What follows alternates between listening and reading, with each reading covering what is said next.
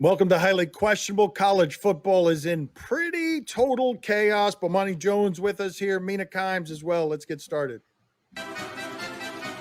Will the Big Ten and Pac-12 canceling fall football sway the ACC and SEC? All right, I can make the argument that in the history of this network, I can't put two people next to each other together who are as smart as the two people we have on this panel. And they work in sports and they are experts. And I ask you this question, it seems like a simple one. They can't answer it. Who's in charge? Who is in charge of what it is that we're watching right now? And then beyond that, are we really in a place where Nick Saban is making the argument that football is healthier than what we have happening all around us? We have a cash grab going on in this sport where you have the SEC and the ACC lined regionally and politically with their neighboring areas during a pandemic saying, let's get out there. And then we've got everyone else in disarray in some swing states where it matters that college football is played or not played for the leadership of those swing states.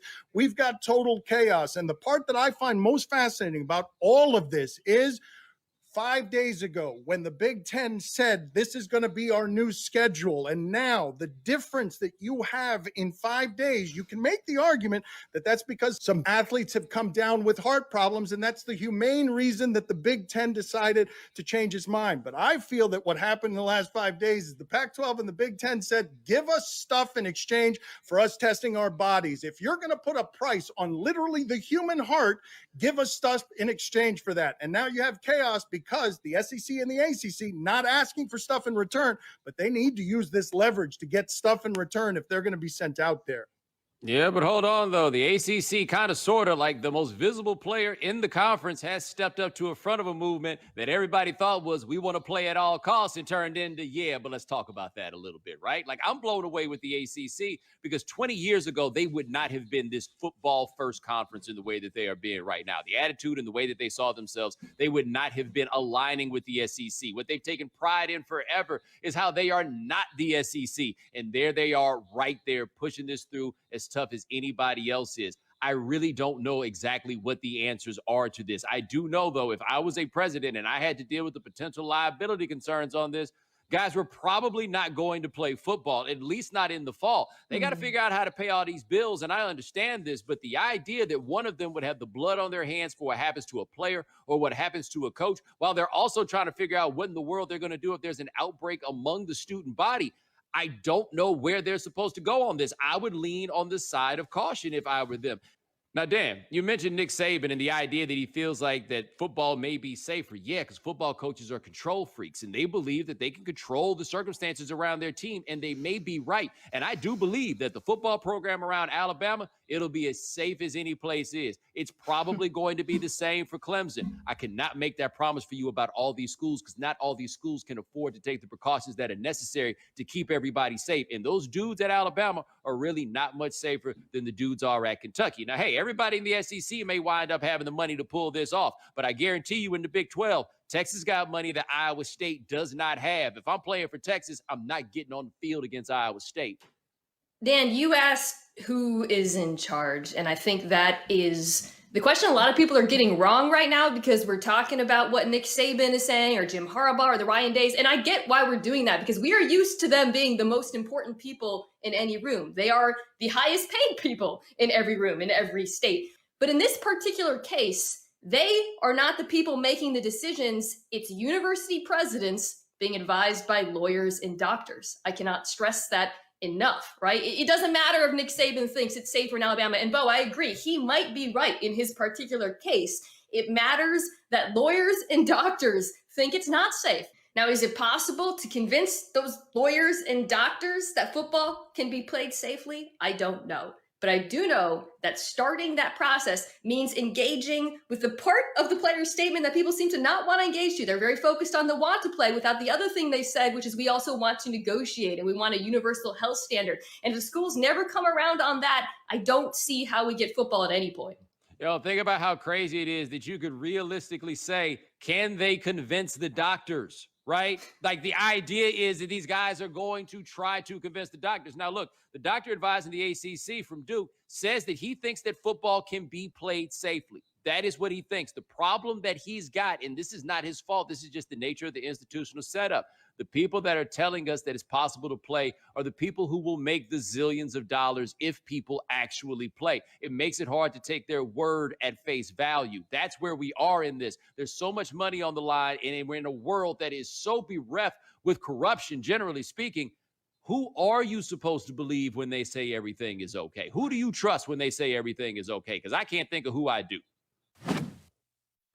Well, that was an incredibly depressing segment, made all the more depressing by the fact that we dressed for a funeral today, which is really something we should talk about before the show. Yeah, we should. We didn't even get to the real depressing part. Arkansas State, they're going to start giving dudes EKGs because everybody's afraid that this thing is creating that inflammation of the heart. And I'm just looking at this and like, who's going to pay for this at all these places? These places that have their financial issues. When they say they're testing twice a week, the question is, where's the money coming from? And if they don't have a great answer for where the money's coming from, you need to ask yourself, how much are you really testing? How should Rob Manfred handle the Cardinals? All right, so I thought that the most obvious example of grabbing at money and greed that we could come up with on today's show would be what we just talked about, which is putting a price tag on a young person's human heart, which is what we just did. But I give you exhibit B on the greed front, which is baseball will do whatever it can, including putting 25 janitors in uniform for the Marlins, compromising all the integrity in its results by simply getting to the money at the end of its season. So what should he do about the Cardinals? He should continue putting new Cardinals in uniform every time other Cardinals get sick, and he should punish them heavily because all they're trying to do here is get to the dollars at the end. They're talking about a bubble now for the playoffs because they see that the way that a real sport is led looks a little more like basketball instead of what happened with them. And so what you have right now is a commissioner who is under it, but is going to get to those dollars at the end. And it doesn't matter if half his teams have second jobs as plumbers because they don't actually know how to play Major League Baseball. It doesn't matter if it's Major League or professional at all. All it matters is if they could cash those checks. Manfred says there's a path forward for the Cardinals, but at this moment, they have to play 55 games in 44 days. That is not a baseball season. That is the plot of the movie Speed. You got to keep playing baseball or the bus is going to explode, right? Like, there's no way they can do that safely with the dudes they have, which is why Dan is right. The only way they can pull this off is if they do what the Marlins did and pull up a bunch of replacement guys, because ultimately this is going to be about the Cardinals making it to the postseason. It's going to be about having a postseason in the bubble that's being proposed. And who knows? Maybe they'll mess around and win a few games like Miami did, but ultimately this isn't going to be about them. Look, man, baseball got two options here, hook or crook. Because whichever one it takes to get them to the end or the two that they're going to bull off, they're going to be treating them rosters like it's Family Feud. What two families? Long as we got two families, baby. 5 on one side, 5 on the other. Steve here, cool. Let's get this thing cracking. They are going to do whatever it takes because it is insane that it can even get to a point where you would say a team has to play 55 games in 44 days and that your response to that would be, well, one way or another, right? Like, no, like we hear that. That is literally impossible, right? Impossible. Every other team is going to have to be inconvenienced in the course of it. And baseball is like, what is impossible? There's no such thing. They turn into self-help gurus when a moment like this comes up. So I don't know what exactly the hell it is that they're going to do other than they're just going to keep going, right? Whatever jumps up in the road, they just going to keep going. We're going to be talking about this months from now. And the Cardinals are going to have like 300 games that they need to play in like 7 minutes because it doesn't matter. It's just that overt. The greed is that overt and the structural integrity of the game doesn't matter at all. Do you think some of the people on Family Feud aren't real families? I've always wondered about this, right? Like sometimes they're pulling in like, I got a smart second cousin or... I only know one person who has ever been on Family Feud, and it was Jalen Rose. And I knew every person who was on his family team, but I don't know anybody in his family.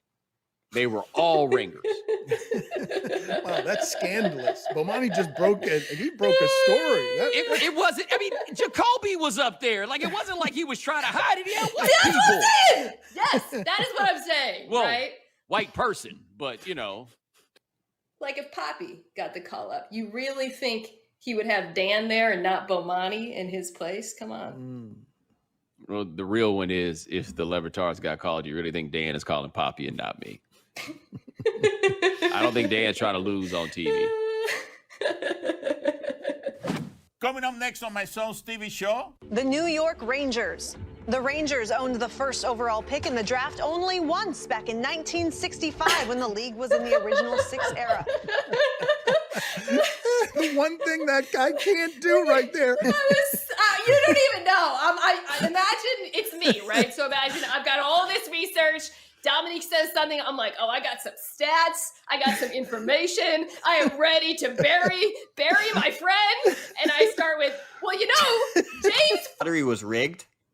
All right, so the Florida Panthers here locally have been a misery for a long time. They've always been 5 points out of the final playoff spot, and then this year they get the play-in game that gets played out, and they're not actually in the playoffs, so we don't care about hockey down here unless you tell us it's rigged. And now we go to the draft lottery, and you've got the Predators and you've got the Rangers. And look at what's happening around here where it seems like the Rangers, in a bigger market than the Predators, seem to have a weightier ball. Mr. Commissioner, can you confirm this is the logo of the Nashville Predators? Nashville Predators confirmed. The New York Rangers. The Rangers owned the first overall pick in the draft only once back in 1965 when the league was in the original six era. The one thing that guy can't do right there is give away the game, the ball that's going to crush all the other balls. How is that possible? That's the one job that guy had. You can't have that happen. Do we even have an answer, though, for how making the ball heavier would then make it come up to the top? Right, when it was time to pick a ball? Like, have we carried this conspiracy all the way out? And can we talk about briefly that in a league that up until the 1960s only had 6 teams and the Rangers were one of them, they have won 1 championship in the last 80 years. That's why it's rigged, because they're the Rangers. They're the big market. The number 1 draft pick is like apparently the LeBron of hockey, I'm told. Look, I think conspiracy theory culture in this country is out of control and is eroding our national trust in scientists and experts. But that was clearly rigged. Hold on, though. I got a counterpoint for you. Yes, New York, big market. Do you know who owns the New York Rangers? Oh, Dolan. He's a Jim great owner in Dolan. that sport. Ooh. Yeah, I hear you. All I'm saying is, if you're the league, are you going to put the next LeBron in the hands of Jim Dolan? Mina's so right about this. Look at the shame. If that mask hadn't been on, you would have seen a pink horror sweep across that guy's face. He did immediately feel like something had gone wrong, and I can't think of what could have possibly gone wrong. You're just dropping the ball. Watch his eyes. Watch his eyes. Oh, you can see the moment when his soul leaves his body. Oh, no. Do you question which was the worst outfield play from the weekend? All right, in much the same manner that we totally ignored that hockey has successfully executed a bubble in order to make fun of how incompetent they were at the draft, we aren't covering any baseball today. We're making fun of the Cardinals and Manfred, and we're showing you wacky outfield plays. So the first one here is Johnny Cueto has a no-hitter going, and Hunter Pence is his left fielder. Look at what Cueto He does become now. Louis Tion. Yeah, throwing the ball that way, and this is a no-hitter, and Hunter Pence doesn't know where it is, and that's not an error. That's a it's hit. not? So, no, that's a hit. That's going to be a double. And Cueto, there goes the no-hitter. And let's check in here with Eloy Jimenez. This is a different outfield.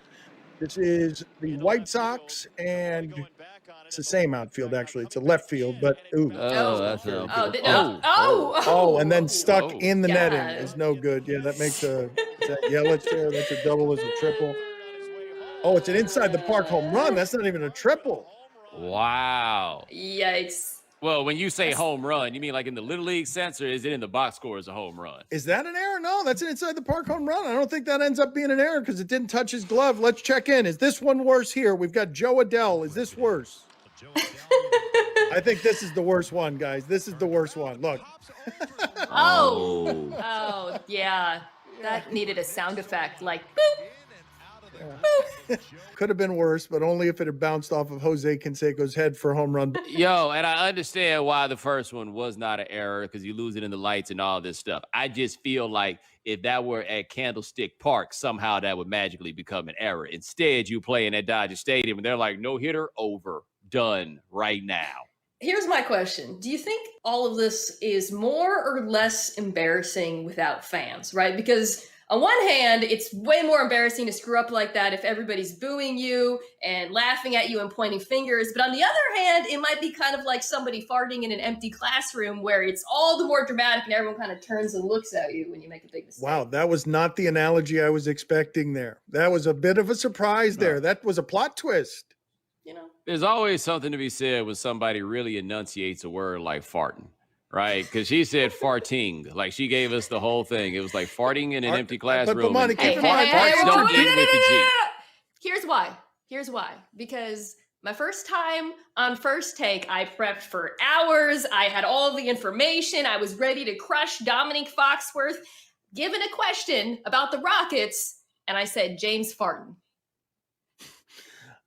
Mina, I introduced you guys today by saying we can't have two smarter panelists with us, and that's the analogy you go to. That's like a flower complaining about the rain. That is your life force, James Farden. Fouls run through you. You don't even know. I imagine it's me, right? So imagine I've got all this research. Dominique says something. I'm like, oh, I got some stats. I got some information. I am ready to bury my friend. And I start with, well, you know, James Farton. Coming up next on my son Stevie show. Do we actually believe he watches soccer? Like, I don't want to stereotype, but I just don't get like a soccer vibe from that dude. I just don't. No, Well, I get doesn't he it. live in Austin? That's a very Austin thing to do. Now, is he